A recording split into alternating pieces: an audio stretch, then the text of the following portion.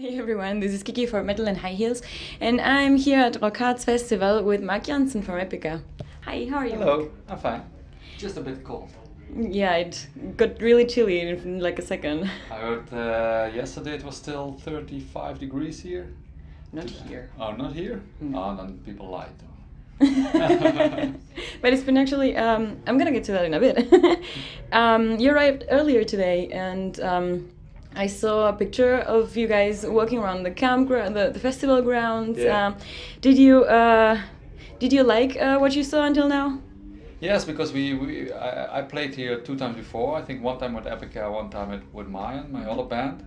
But I never went around, so I never, and I actually really like the surrounding here. And I've seen it once before when we were going to the hotel. It was really a nice area.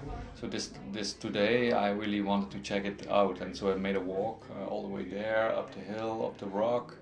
Oh, did you see the Devil's Wall? Yeah, I saw it. Cool. And while we were walking around, did anyone recognize you? Do people like just come up to you and say hi? No, nobody. No? But that's I like that. When I go around, I want to enjoy the surrounding, and when I'm on stage and with the signing session, I'm the guitar player of Epica. But when I'm outside, I want to be myself and preferably not getting recognized. Yeah. Okay. So you like your privacy? That's Yes, cool. yes. But I also like people, and I like to talk to people. But then I like that they see me as a guy who's just walking, as being the guitar player of Epica. Sure.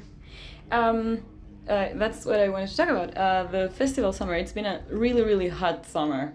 Have you enjoyed your tours until now? Your festival gigs? Yes. We had great shows. Also, the previous ones at the Graspop and Hellfest. They were really great shows, and they were even broadcasted on the internet. And I saw it myself when they were broadcasting it in a pub where I was having a beer on the Hellfest festival. They looked really cool. So. Yeah, Hellfest was amazing. I saw you there too, and the decoration is just crazy. The look of the festival is amazing, but it felt like 40 degrees, and I was wearing almost nothing, so to speak. And I saw you guys up there in your gorgeous costumes, but sweating and like it was really hot with the sun in your face too. Yes, it was extremely hot, but I can deal with heat in general pretty well. Just the last week it got really extremely hot, and then when it's going up to 40, I start also having some difficulties. Sure. Yeah. So did you need a nice cold shower after that gig? Definitely, yes. Let's talk about your own festival now. How long have you been planning? How long has this been in the works? The idea is already very old, but we started working on it like about 1 year ago. The idea, really got into shape, and then we started thinking about how to get it into shape and how to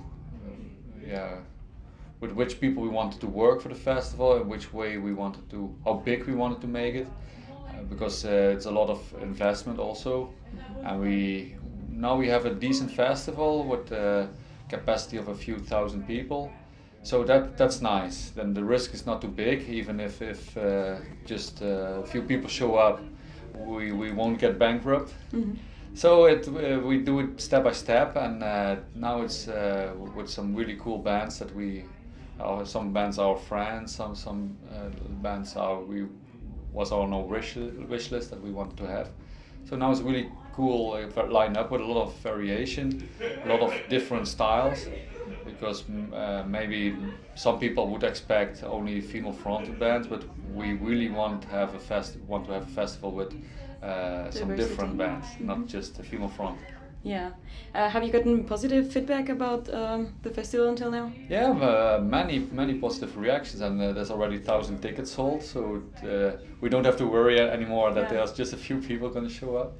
So yeah, whatever happens now, it's going to be a success, and I personally hope it will be sold out. That would be even the best, but even if it's going to end up like 3,000 people, then it's still really great. And was it also your choice to make it indoors and not open air?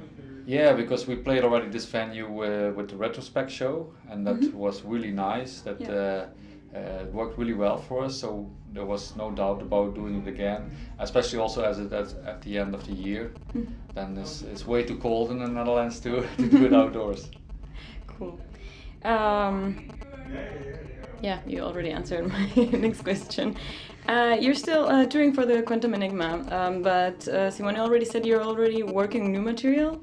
That's right. That's really fast. Yeah, that's what everybody says, but once we have recorded it and it will be released, it's still, it will be 2 years after the Quantum Enigma. So, and we always release an album 2 years after the previous one. So it's not faster than any other album, but it feels fast, probably for everybody.